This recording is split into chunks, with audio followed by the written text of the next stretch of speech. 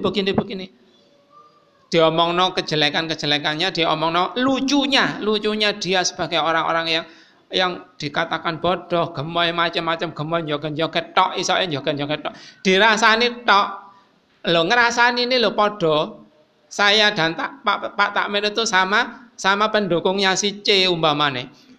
Enggak mungkin insyaallah Pak Takmir akan berubah haluan memilih yang lain. Saya ajak ngerasani begitu dipakai bahan tertawaan, enggak akan bisa mengubah pilihan. Wong podo-podo pendukung sama-sama bolone kok dijak ngerasani.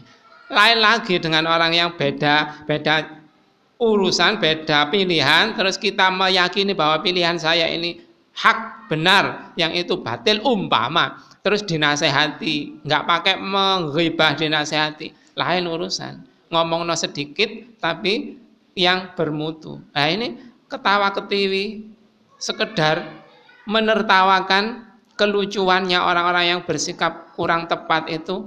Nah ini insya Allah menjurus kepada ghibah. Hati-hati, kita nggak dapat pahala, malah banyak berdosa. Mungkin juga yang seharusnya sekarang ini hujan, kok tidak hujan-hujan, mungkin kita terlalu banyak dosa. Salah satunya ghibah itu tadi.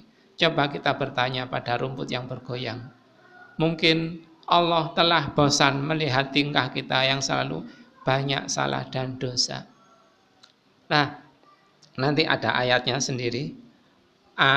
Bagaimana solusi agar kita tidak dianugerahi Allah kekeringan, paceklik, banyak hutang atau apa itu. Nanti kalau memungkinkan insya Allah ada ayatnya. Kita lanjutkan. Ini para ashabul kahfi ini memohon kepada Allah agar dijadikan orang yang bersikap tepat.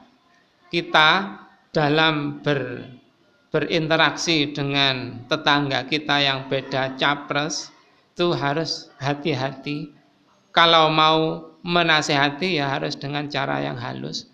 Kalau nggak bisa menasehati, ya nggak usah ngomong tentang calon-calon yang kita berbeda. Ngomongnya yang sama-sama saja agar tidak bertengkar. Karena pertengkaran itu insya Allah akan menjadikan kita lemah. Musuh-musuh Islam akan bersorak-sorak. Musuh-musuh Islam akan lebih kuat lagi kalau kita berseteru dengan sesama Islam. Jamaah salat Jumat rahimakumullah. Hasan Al-Basri pernah ditanya oleh 3 orang yang ada yang kebanyakan hutang nggak bisa nyaur-nyaur, ada yang istrinya mandul, ada yang dilanda paceklik.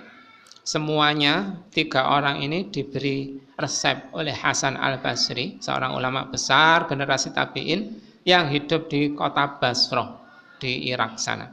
Nah, beliau mengatakan resepnya adalah istighfar. Astaghfirullahaladzim, astaghfirullahaladzim. Kita ucapkan banyak-banyak. Seperti istighfarnya Nabi Yunus itu diucapkan banyak-banyak, akhirnya beliau dibebaskan oleh Allah dari perut ikan. Istighfarnya Nabi Adam diucapkan banyak-banyak, akhirnya beliau diampuni dari kesalahan memakan buah yang dilarang, untuk didekati saja dilarang. Beliau itu sampai memakannya. Kenapa begitu? Khilaf. Nah, begitu itu istighfar terus-menerus. Nah, di surat Nuh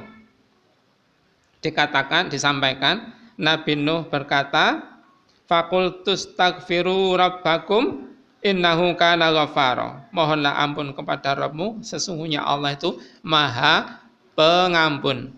Akhirnya dengan minta ampun kepada Allah itu yursilis sama alaikum midrara. Niscaya akan mengirim Allah as-sama, hujan dari langit, alaikum atas kalian, midrara, secara lebat tapi enggak membuat banjir, lebat tapi barokah, bukan seperti yang kemarin-kemarin ini sedikit hujan terus akhirnya banyak kebanjiran, sedikit hujan banyak longsor. Nah, itu hujan yang kurang barokah. Nah, kita istighfar banyak-banyak. Dengan istighfar itu diharapkan Allah menurunkan hujan dengan lebat. Wa yumdidukum, dan dia akan perbanyak kalian bi amwalin, dengan harta-harta. Dengan hujan itu kita akan banyak panen. Dengan panen itu insya Allah kita akan banyak harta.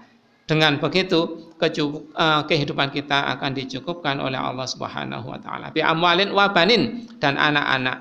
Wa yaj'al lakum jannat, dan Allah menjadikan untuk kalian kebun-kebun. Wa yaj'al lakum anhara, dan Allah menjadikan untuk kalian anhar, sungai-sungai. Nah, ini yang dialami orang tadi itu, 3 orang itu yang paceklik, yang apa tadi, kakean utang, yang istrinya mandul. Insya Allah ini ada bi amwal wa banin, harta dan anak.